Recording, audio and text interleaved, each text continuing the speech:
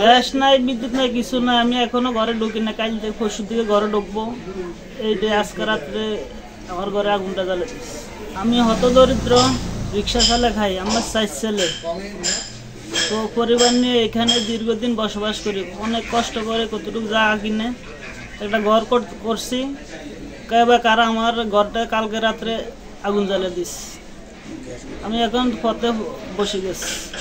আমি অনেক টাকা ঋণগ্রস্ত হয়ে এই ঘরটা করেছি। প্রায় 3 থেকে 4 লাখ টাকা ঋণ আছে। ঘরটা করেছি, কারা রাত্রে আগুন দিয়ে ঘরটা জ্বালিয়ে ফেলাইছে।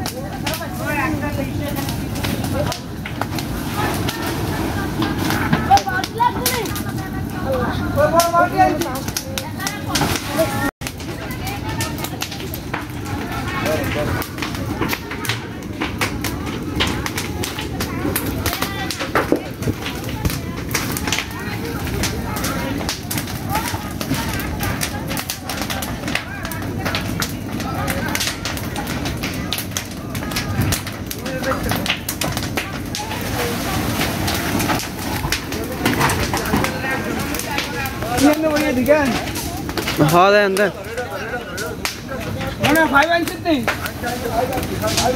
ada 5 inch mama